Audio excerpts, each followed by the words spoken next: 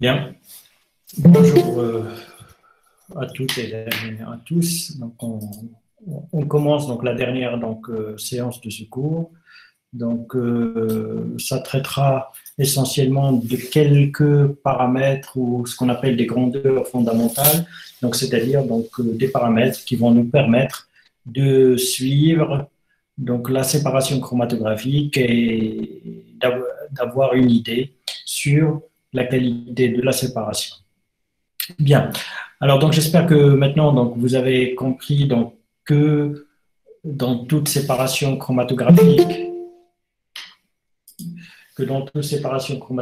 en fait, donc, les différentes molécules donc, se séparent en fonction donc, de leur affinité, en quelque sorte, vis-à-vis de la phase stationnaire et de la phase mobile. Alors donc ceci a été modélisé mathématiquement en mettant une succession de séparations les unes après les autres qui se font sur des petites couches de la colonne chromatographique, donc tout le long de la colonne chromatographique. Bien. Alors maintenant pour ne pas tarder voilà, donc si on schématise donc une colonne chromatographique de cette sorte-là. Donc vous avez vous l'avez rempli de phases stationnaires. Alors vous versez dessus du solvant de la phase mobile. Alors vous déposez bien sûr avant donc votre mélange de composés à séparer.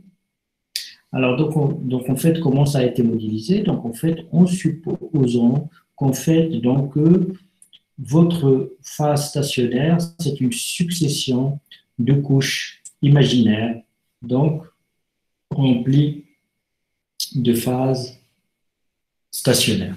Alors, c'est-à-dire, donc, au niveau de chaque couche, on peut imaginer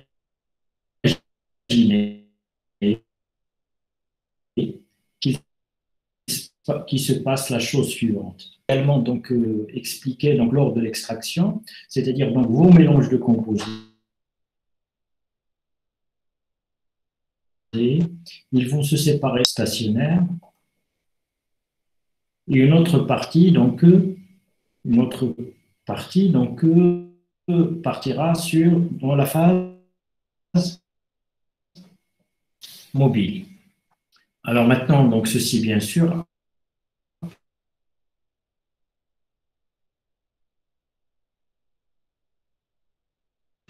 alors, donc, si vous imaginez que s'il vous plaît, votre colonne... on vous entend mal. Oui. Monsieur, on on vous, entend bien. Vos on connexions, vous entend mal, monsieur.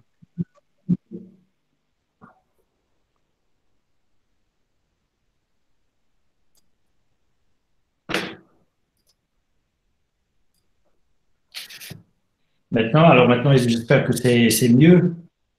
Oui, monsieur. Oui, monsieur.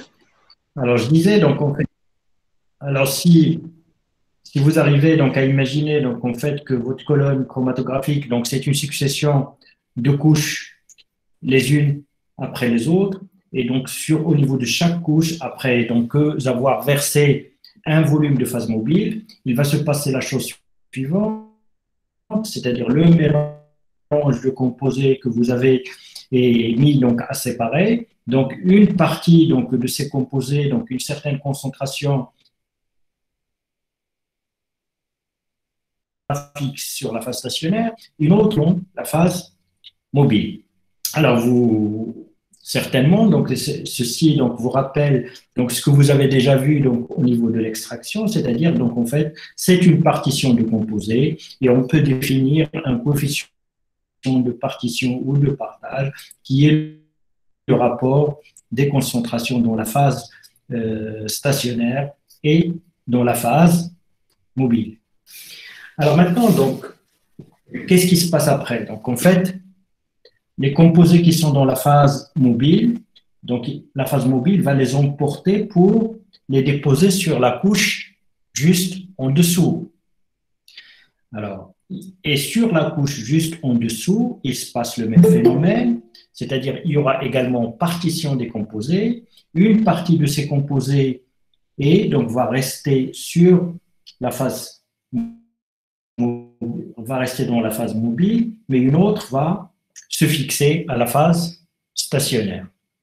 Et ainsi de suite. Donc ceux qui sont restés dans la phase mobile donc, vont être transportés sur la troisième couche. Ils vont encore, là aussi, se partager. Quand je dis se partager, donc ça ne veut pas dire qu'ils vont se partager d'une manière équitable, c'est-à-dire c'est pas moitié-moitié, mais c'est-à-dire ça veut dire que simplement qu'il y aura une partie donc, qui restera dans la phase mobile et on a une autre qui va à... Alors, est-ce que vous avez compris ce processus? Non, monsieur, si vous pouvez répéter, s'il vous plaît. Alors, imaginez donc votre colonne chromatographique comme une succession de couches les unes sur les autres. Et on va supposer, imaginer qu'en fait que la partition donc, va se faire couche après couche, c'est-à-dire d'une manière discontinue.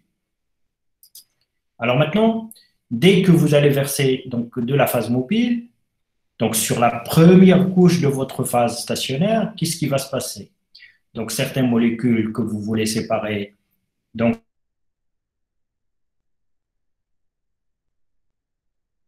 une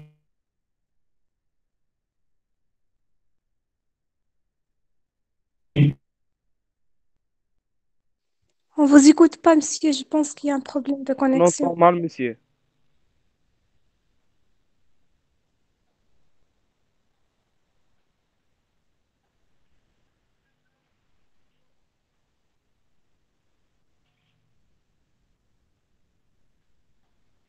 partie donc, va rester sur la phase mobile, d'accord? Et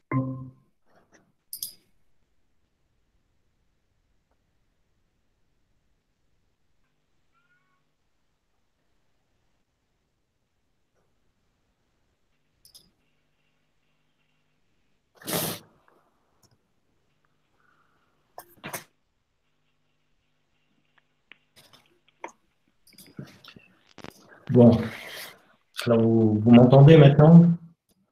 Oui, monsieur. Oui. Oui, monsieur. Oui.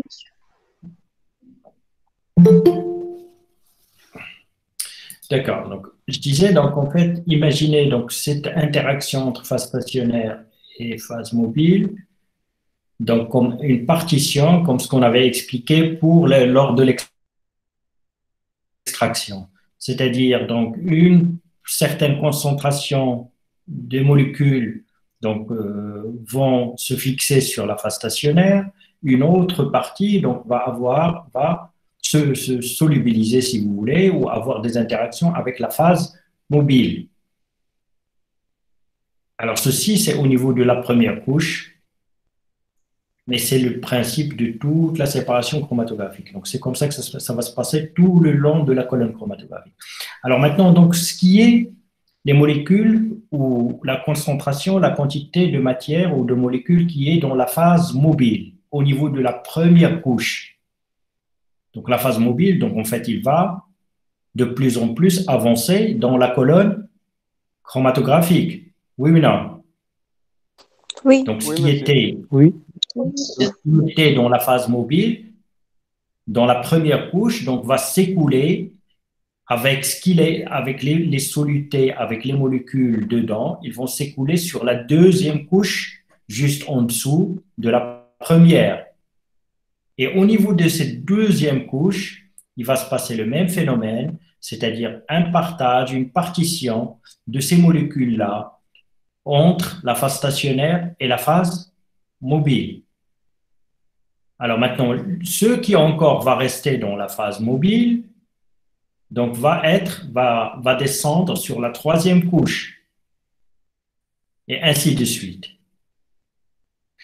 Alors, dans, dans ce schéma-là, qu'est-ce qui va se passer?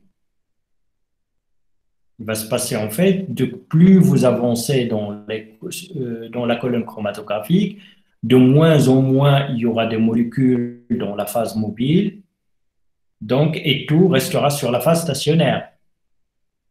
Oui ou non? Est-ce que vous arrivez à imaginer ça ou pas? Hein? Oui, monsieur. On va prendre un exemple arbitraire. Supposons que vous avez 10 molécules. Quand je dis 10 molécules, on va raisonner pour une molécule, c'est-à-dire, soit, on va dire 10 molécules de glucose, par exemple. D'accord? Au niveau de la première couche, une fois que vous allez verser de la phase mobile, on va supposer qu'il y en aura 3 qui vont rester sur la phase stationnaire et 7 qui vont partir dans la phase mobile, au niveau de la première couche. Alors, les 7 qui vont qui vont partir dans la phase mobile, ils vont descendre dans la colonne chromatographique au niveau de la deuxième couche. D'accord? C'est bon? Oui, oui, Oui. Alors, ils vont encore se partager entre les deux phases. C'est-à-dire, il y en aura 2 qui vont rester sur la phase stationnaire et seulement 5 qui vont rester dans la phase mobile. Alors, les 5 dans la phase mobile vont descendre sur la troisième couche. Ils vont encore se partager. Donc, peut-être qu'il y en aura une et demie. Donc, ici, donc, on a pris donc, juste un petit nombre. Donc, on aura une qui va rester dans la phase stationnaire et 4 dans la phase mobile. C'est-à-dire, de plus en plus que vous avancez dans la colonne, moins il y aura de molécules dans la phase mobile. Mobile. D'accord? Est-ce que c'est clair? oui. Alors maintenant, donc, ce schéma-là, donc c'est pas ce qui se passe, bien sûr. Alors maintenant, pourquoi? Parce qu'en fait, je vais répéter pour que vous puissiez comprendre. Alors la première fois, donc on avait 10 molécules, ils sont descendus sur la première couche, 3 sont restés dans la phase stationnaire, 7 dans la phase mobile. D'accord? C'est ce qu'on a dit tout à l'heure. Alors maintenant, les 7 qui sont dans la phase mobile vont descendre sur la couche juste en dessous. C'est ce que je viens d'expliquer. Mais ce qu'on a oublié, c'est que pour que les 7 descendent dans la couche, il faut déjà verser plus de phase mobile. C'est-à-dire, au niveau de la couche 1, elle va recevoir aussi de la phase mobile de 9 où il n'y a pas de molécules. Et les 3 molécules qui sont restées dans la phase stationnaire au niveau de la couche 1 vont également se partager entre phase stationnaire et phase mobile. C'est-à-dire, il y en aura 2 maintenant qui vont partir dans la phase mobile et il y en aura juste une qui restera dans la phase stationnaire. Et les 2 qui sont maintenant dans ce cas-là, à cette étape-là, il y en a maintenant 2 dans la phase mobile au niveau de la couche 1, il y en aura 7 au niveau de la couche 2, et au niveau de la couche 2, 7 vont se partager pour qu'il en reste juste 5 au niveau de la phase mobile. Il y en a maintenant, donc si on compte ce qu'il y a dans la phase mobile, il y en a 5 au niveau de la couche 2, il y en a 2 au niveau de la couche 1.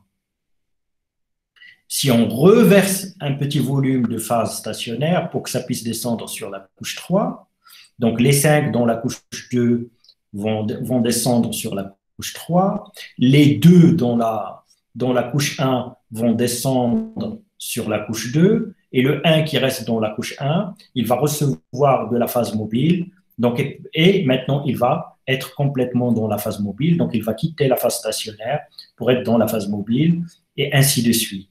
Donc, est-ce que vous avez suivi maintenant ce qui se passe? Est-ce que vous arrivez à visualiser un peu la dynamique du phénomène? Oui, monsieur. Oui, monsieur.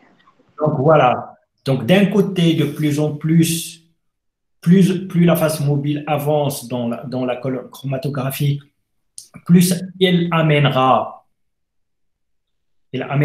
des molécules, mais en même temps, plus il va en prendre de la première couche, en fait, des couches juste avant. C'est-à-dire les couches avant vont s'appauvrir en molécules, d'accord? Et les couches en avant vont commencer à s'enrichir de plus en plus en molécules. D'accord? C'est bon?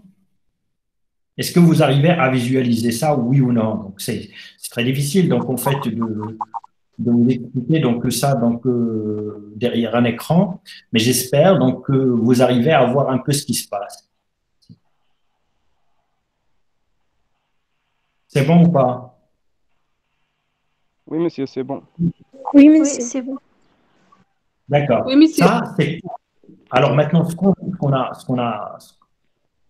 que vous arrivez maintenant donc, à visualiser, c'est pour une molécule.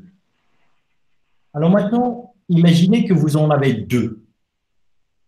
Au niveau de la première couche, ils sont mélangés, et c'est ce que vous voulez faire. Donc si vous faites une chromatographie, c'est pour les séparer. Alors maintenant, qu'est-ce qui se passe? Alors vous en avez 10 de la molécule 1, et vous en avez peut-être 10 aussi, donc juste pour simplifier un peu l'explication, 10 de la molécule 2. Mais ces deux molécules, ils n'ont pas le même coefficient, ils n'ont pas le même coefficient de partage entre phase stationnaire et phase mobile. C'est-à-dire, donc, pour la molécule 1, comme j'ai dit tout à l'heure, au niveau de la couche 1, il y en aura 7 qui vont partir dans la phase mobile et 3 dans la phase stationnaire. Et en même temps, pour la molécule B, ce n'est pas la même chose. Il y en aura peut-être juste 6 qui vont partir dans la phase mobile et 4 dans la phase stationnaire. Alors maintenant, ça c'est très proche. Ça ne va pas faciliter l'explication. Je vais inverser la chose pour que ça apparaisse facile. Alors, dans la molécule 1, il y en aura 7 dans la phase mobile, 3 dans la phase stationnaire, au niveau de la première couche. Donc pour la molécule 2, il y en aura juste 3 dans la phase mobile et 7 dans la phase stationnaire. C'est-à-dire, donc en fait, il y en aura toujours un peu plus de molécules de la substance 1 dans la phase mobile, et ce qui fait donc qu'ils vont être transportés dans la couche 2 beaucoup plus que ce qu'il y en a dans de la molécule B, de la deuxième molécule. C'est-à-dire, si vous regardez maintenant ce qui va se passer juste après la première couche au niveau de la deuxième couche, au niveau de la deuxième couche, vous aurez 7 molécules de A et 3 de B. Alors maintenant, ils vont encore se partager au niveau de la deuxième couche, de la même manière que dans la première couche, les coefficients de partage, donc ils dépendent juste de la molécule et de la nature des deux phases, c'est-à-dire donc pour les 7 molécules de la A, il y en aura 2 qui vont rester dans la phase stationnaire et 5 dans la phase mobile, comme on l'a dit dans cet exemple depuis le début.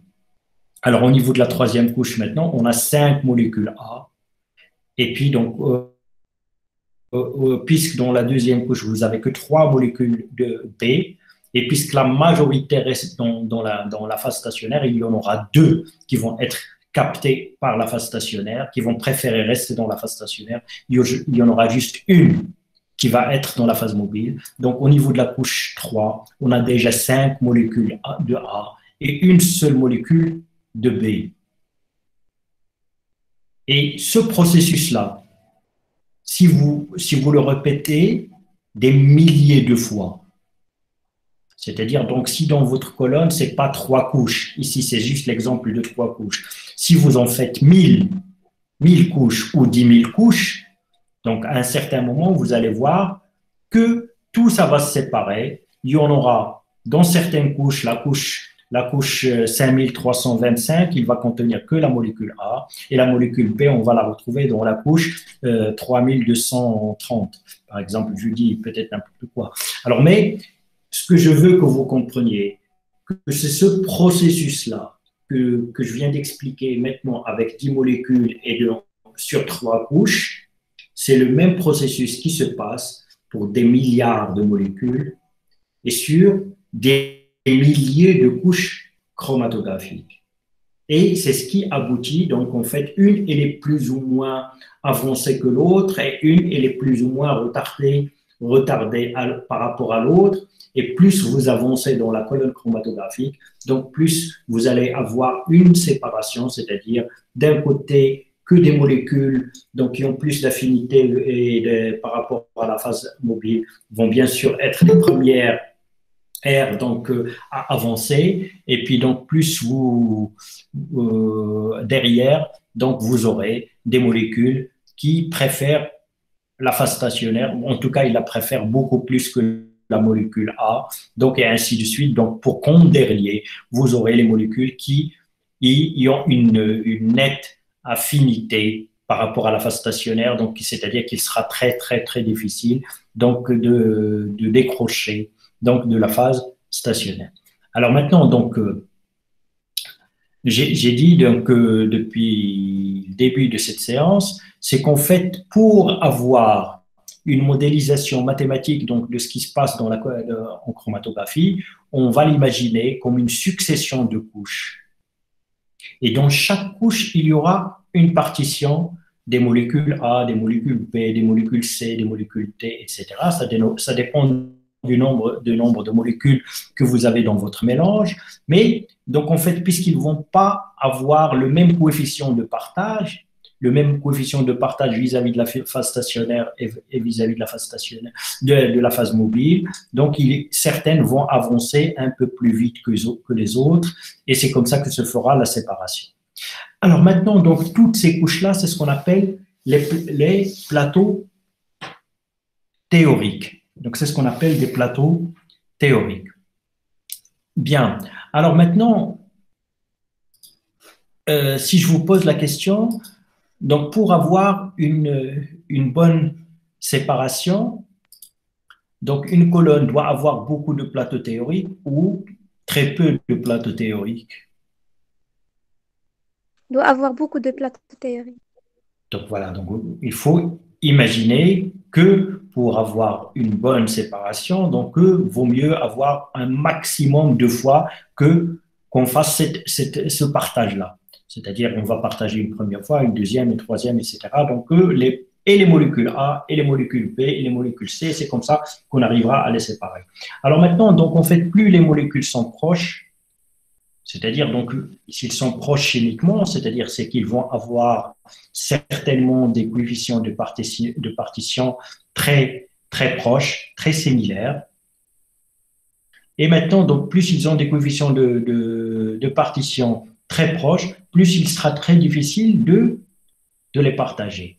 Alors maintenant, qu'est-ce que j'entends par là? Donc, qu'est-ce que ça veut dire que ça sera très difficile de les partager? Ça veut dire tout simplement qu'il faut beaucoup plus de couches, c'est qu'il faut beaucoup plus de plateaux théoriques.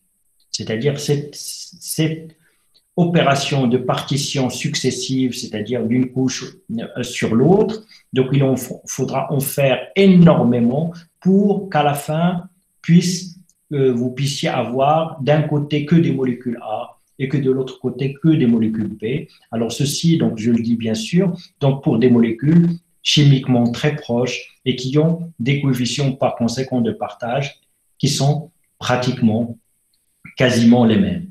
Alors maintenant, donc, si vous imaginez des molécules donc, qui ont des coefficients de partage complètement différents, alors vous n'avez qu'à imaginer donc, en fait, les extrêmes, c'est-à-dire une molécule qui n'a aucune affinité vis-à-vis de la phase stationnaire et une autre molécule qui n'a aucune affinité vis-à-vis de la phase mobile. Alors, vous les mettez dans la première couche, dès que vous versez le solvant, qu'est-ce qui va se passer? Alors, les molécules qui n'ont aucune affinité pour la phase stationnaire, on va les retrouver complètement dans la phase mobile, alors que celles qui n'ont aucune affinité vis-à-vis de la phase stationnaire, on va les retrouver complètement dans la phase stationnaire, déjà au niveau de la première couche. Et puis maintenant, donc, si on raisonne par rapport à la deuxième couche, donc, tout ce qui a été dans la première couche comme phase mobile va descendre sur la deuxième couche, c'est-à-dire 100% des molécules A. Donc, on va retrouver dans la deuxième couche 100% des molécules A. Et dans la couche 1, 100% des molécules B.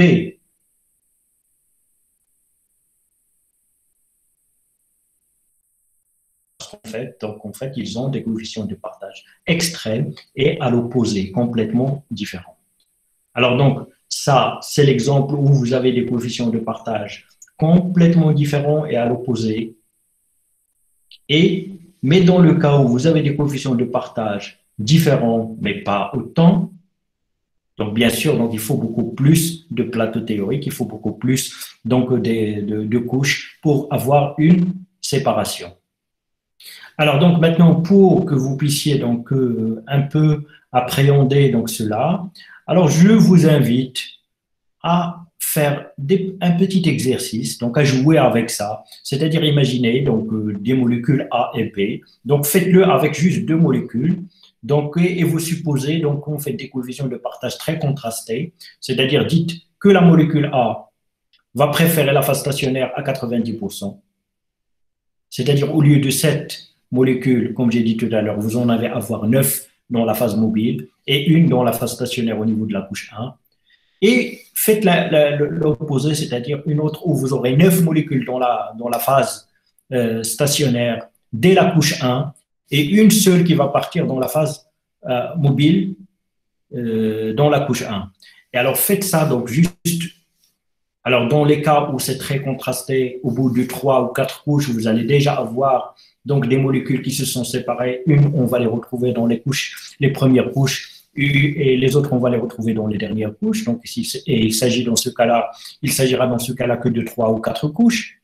Alors maintenant, si plus vous vous rapprochez les coefficients de partage, c'est-à-dire si vous mettez, par exemple, une molécule qui a un coefficient de partage de 0,6 par exemple, c'est-à-dire 60% dans la phase mobile et 40% dans la phase stationnaire, et une autre qui est l'inverse, c'est-à-dire 60% dans la phase stationnaire et 40% dans la phase mobile, vous allez voir qu'il faudra beaucoup plus de couches, de plateaux théoriques. Alors maintenant, donc, la seule chose que je peux vous recommander, si vous voulez un peu plus comprendre comment ça se passe, jouez à ça. Alors, imaginez deux molécules avec des coefficients de partage, comme j'ai dit, et essayez de dire, tiens, voilà ce qui se passe au niveau de la couche 1. Et puis, donc, au niveau de la couche 2, qu'est-ce qui va se passer? Au niveau de la couche 3, qu'est-ce qui va se passer? Et ainsi de suite. Alors, mais juste ne perdez pas de tête. Il ne faut pas oublier qu'en fait, que les coefficients de partage, elles restent les mêmes. Dans la couche 1, dans la couche 2, dans la couche 3, etc., les coefficients de partage, ils restent les mêmes. C'est-à-dire, si on aura 60% qui préfèrent la phase stationnaire et 40% qui préfèrent la phase mobile, ça sera toujours comme ça dans toutes les couches. Quel que soit le nombre de molécules qu'il y en a que vous allez mettre sur cette couche-là. C'est-à-dire, les coefficients de partage, ils vont rester les mêmes, quelle que soit la couche dans laquelle vous êtes. Et puis, jouez à ça, supposez donc des exemples un peu contrastés, et vous allez vite visualiser, donc en fait, les séparations, comment ils peuvent se faire dans le cas où les coefficients de partage sont très différents, et dans le cas où les coefficients de partage sont proches. Bien, alors maintenant, ce qui m'intéresse ici, c'est en fait juste que vous compreniez, donc en fait, que cette séparation chromatographique se fait selon un schéma, donc de couches successives qu'on appelle plateau théorique. Et que plus une colonne a de plateaux théoriques, en fait, c'est des plateaux imaginaires. Il ne faut pas croire qu'au niveau de la colonne chromatographique, on a vraiment des plateaux. Non, donc c'est juste des choses théoriques imaginaires pour mieux comprendre donc la séparation. Alors, mais plus une colonne chromatographique a de plateaux théoriques, plus la séparation donc sera facile et plus ça pourra séparer des molécules de plus en plus proches chimiquement, parce que quand elles sont proches chimiquement, ils vont avoir des coefficients de partage donc très proches donc vis-à-vis de la phase stationnaire et de la phase mobile. C'est bon? Oui, monsieur. Oui, monsieur. Alors on peut avancer donc un peu. Donc ici, donc, est-ce que vous avez le document? Donc, non? Non, monsieur.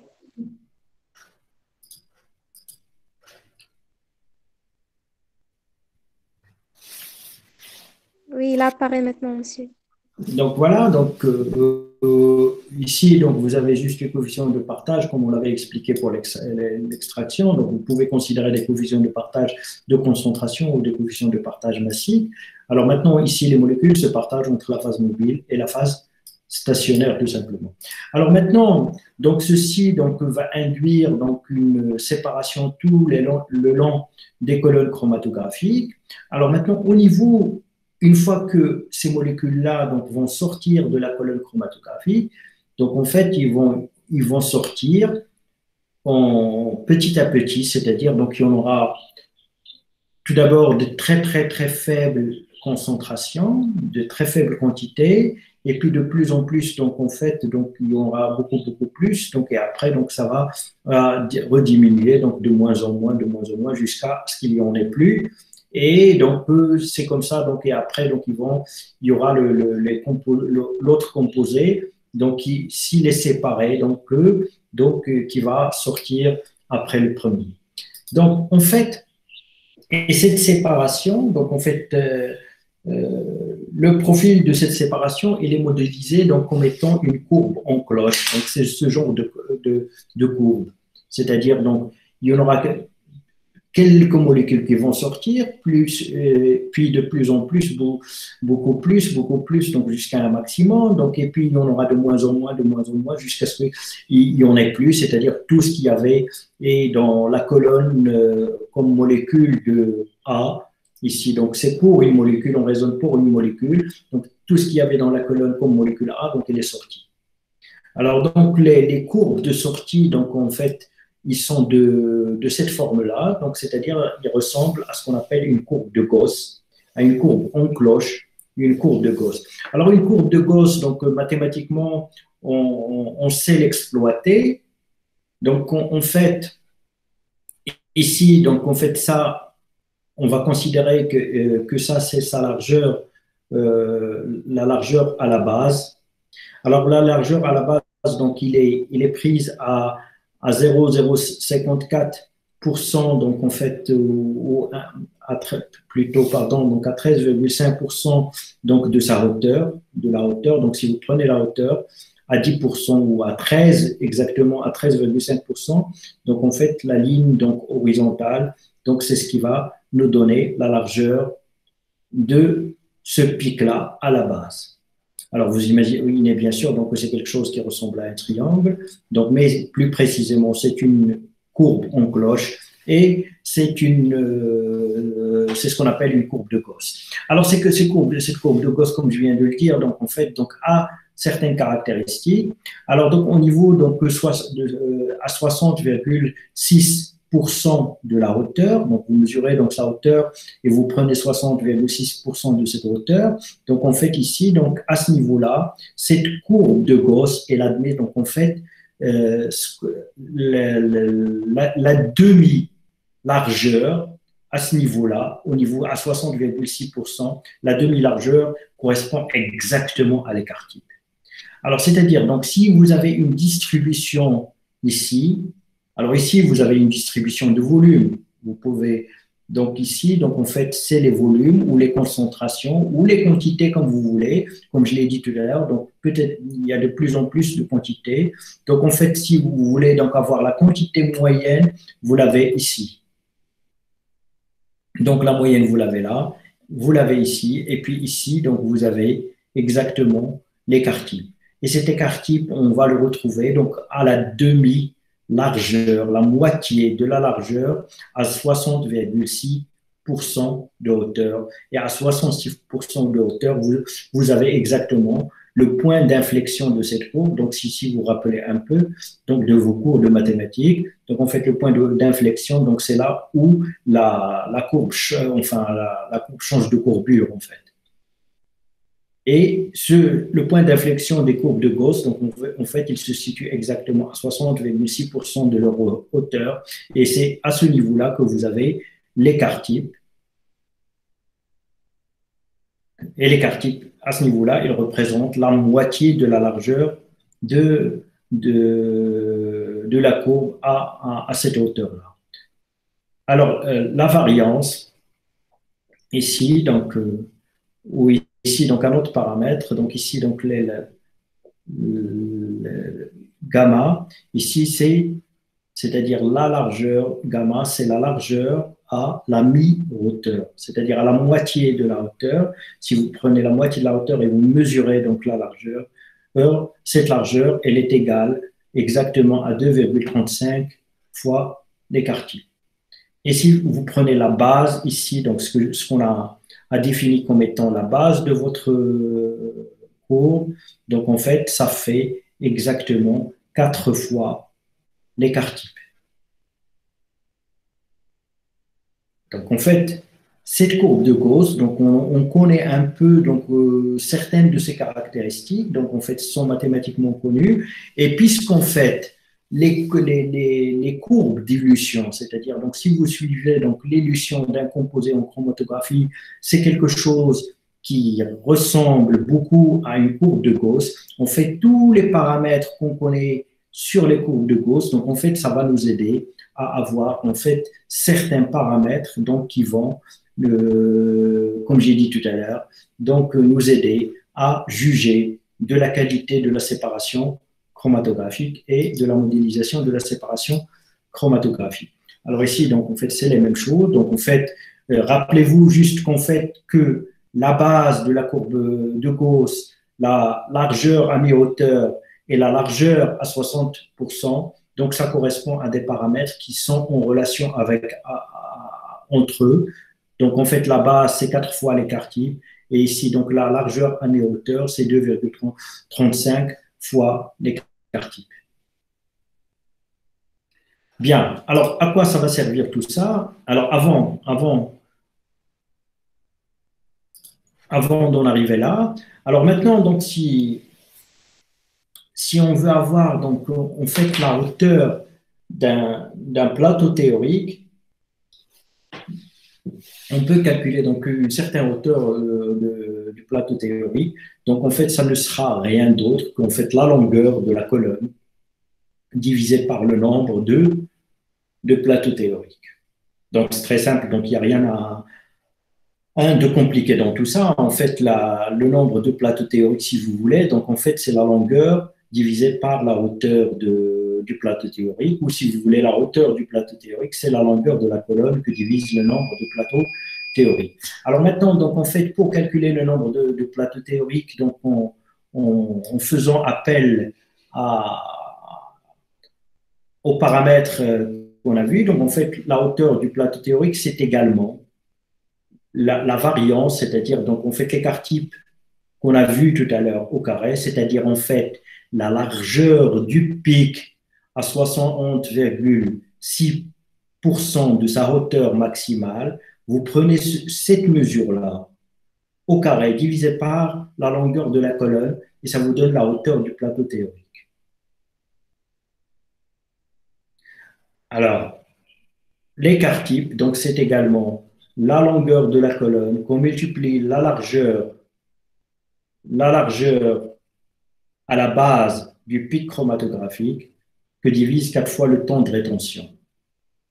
Alors, et ainsi de suite, donc vous pouvez jouer avec ces paramètres-là. Donc ici, vous avez la hauteur en fonction donc, de l'écart type, donc c'est-à-dire de la largeur à 60, de la mi-largeur à 60,6% de la hauteur du pic chromatographique que vous divisez par la longueur de la colonne. Et vous avez donc en fait la largeur du pic donc au point d'inflexion, donc la demi-largeur du pic au point d'inflexion que vous pouvez également avoir en fonction de la longueur de la colonne, de la largeur à la base du pic chromatographique et du temps de rétention.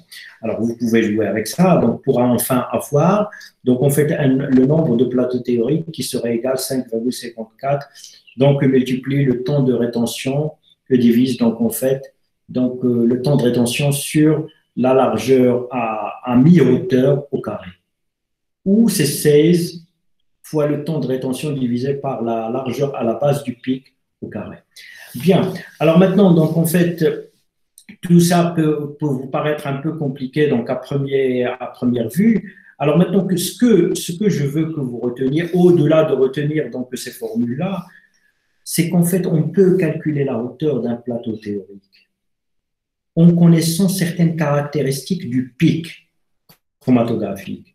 Donc ici, donc vous avez la hauteur chromatographique, la hauteur du plateau théorique, pardon, si vous avez cette variance-là, c'est-à-dire donc la largeur du pic chromatographique à 60,6% au carré que vous allez diviser par la longueur de votre colonne, vous avez la hauteur du plateau théorique. Alors, si vous avez la hauteur du plateau théorique, vous pouvez avoir le nombre de plateaux théoriques dans votre colonne.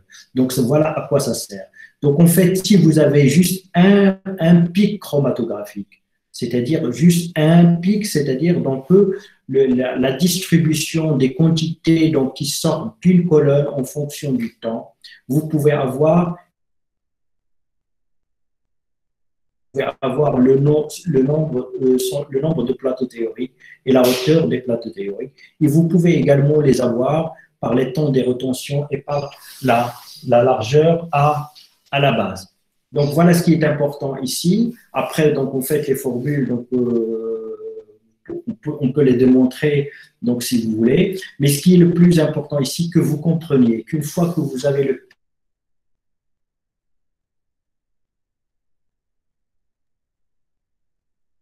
plateau théorique, si vous avez les hauteurs du plateau théorique, vous pouvez calculer le nombre de plateaux théoriques qu'il y a dans une colonne. Alors, vous pouvez les exploiter directement à partir des pics, donc on fait la largeur au point d'inflexion.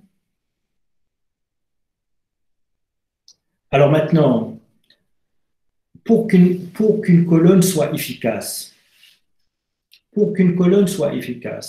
la hauteur du plateau théorique doit être importante ou faible.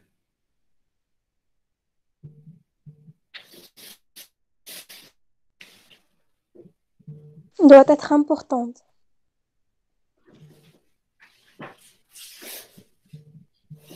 J'attends les autres.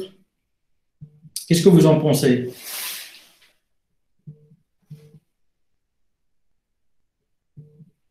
Qu'est-ce que vous en pensez? Nombre des plateaux théoriques grands. Oui, le nombre de plateaux théoriques, on l'a compris tout à l'heure, il doit être grand. Alors maintenant, la hauteur du plateau théorique. Oh non, Est-ce qu'il va être... doit être petit, puisque le nombre des plateaux théoriques est grand. Voilà, exactement. Il doit être très faible. Alors maintenant, revenons donc à ces formules. Alors maintenant, plus la hauteur est faible ici, pour que la hauteur ici soit faible, est-ce que la largeur du pic doit être grande ou faible? Doit être faible. Très bien. Alors, je suis très content, malgré donc la distance. Donc, il y en a certains qui ont compris. Ça veut dire que plus vous avez des pics très, très, très, très fins,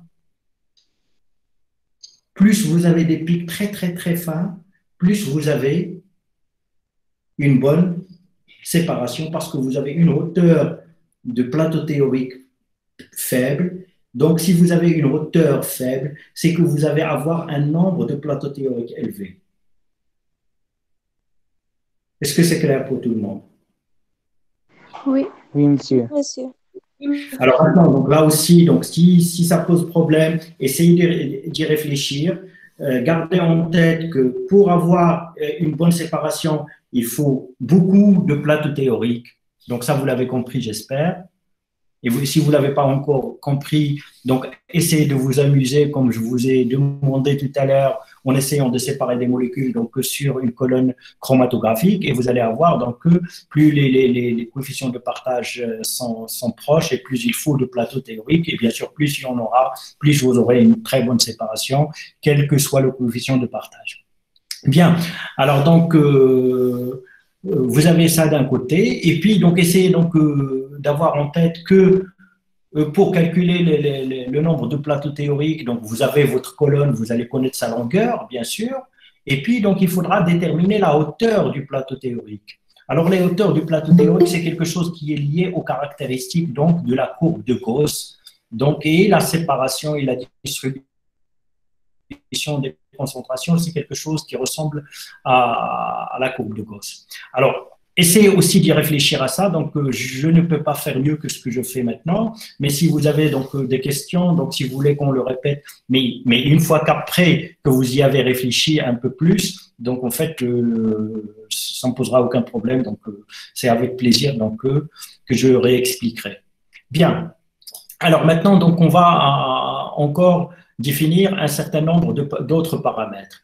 Alors ici, donc en fait, vous pouvez suivre, donc on fait la sortie de vos composés, de vos substances en chromatographie, donc soit en suivant le volume de phase mobile, c'est-à-dire vous avez versé 10 ml, après 10 ml que vous avez versé sur votre colonne, est-ce qu'il y a quelque chose qui est sorti de votre colonne ou pas? Et puis donc voilà, ça sort après 15 ml, et puis il y a autre chose qui sort après 30 ml, etc. Donc vous pouvez le suivre, donc en fait, la sortie de vos composés en suivant les volumes, ce qu'on appelle les volumes de phase mobile, c'est-à-dire les volumes d'élution, on les appelle des volumes d'élution, on peut le suivre en fonction du temps tout simplement, c'est-à-dire au moment où vous commencez à verser votre phase mobile sur votre phase stationnaire qui contient votre mélange, c'est votre temps T0 et vous allez commencer donc à suivre donc à quel moment, à partir de quelle durée, donc vous aurez une sortie décomposée. Donc deux manières de faire, donc soit vous suivez en fonction des volumes de la phase mobile que vous avez fait passer sur votre colonne, ou bien donc en fait en fonction du temps tout simplement. Alors dans les deux cas, donc vous aurez des choses comme ça. Vous aurez à un certain moment, vous aurez donc en fait des composés qui vont sortir de votre colonne. Alors maintenant, bien sûr, donc au tout début, votre colonne, vous aurez quelque chose qui sort très, très, très rapidement. C'est votre phase mobile.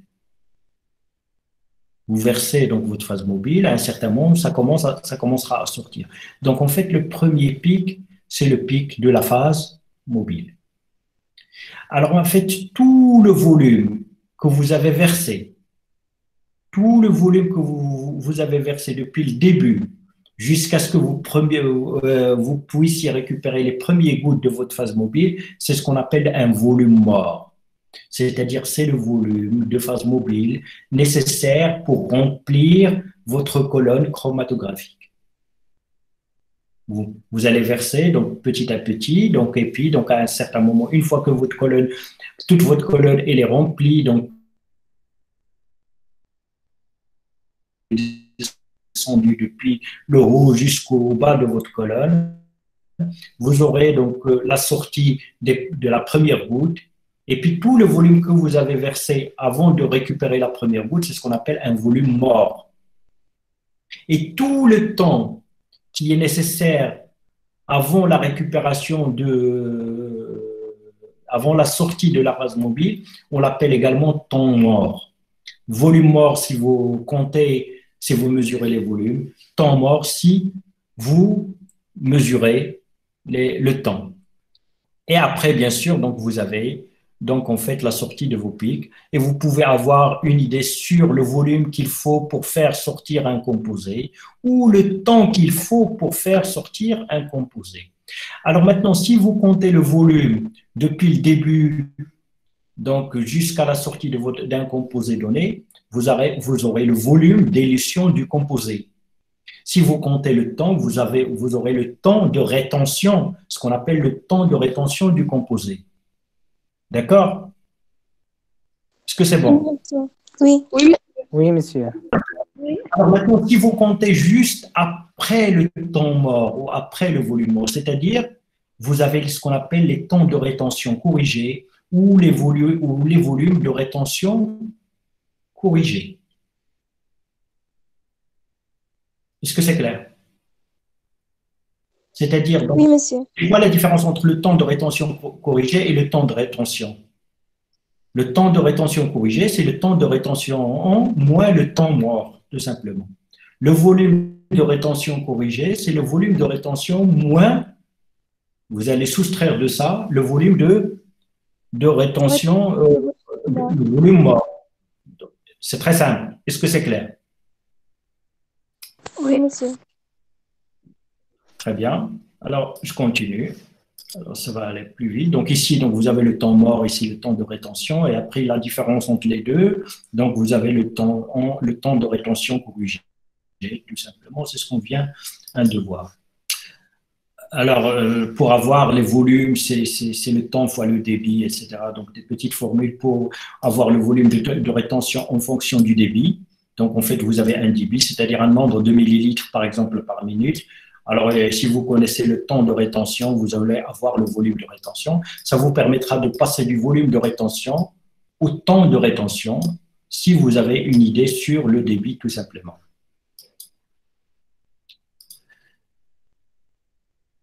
Alors, tout ça, donc en fait, c'est les volumes, etc. Alors, maintenant, deux paramètres essentiels, et je m'arrête là. Alors, ce qu'on appelle le facteur de séparation ou le facteur de sélectivité et la résolution chromatographique. Le facteur de résolution et le facteur de sélectivité.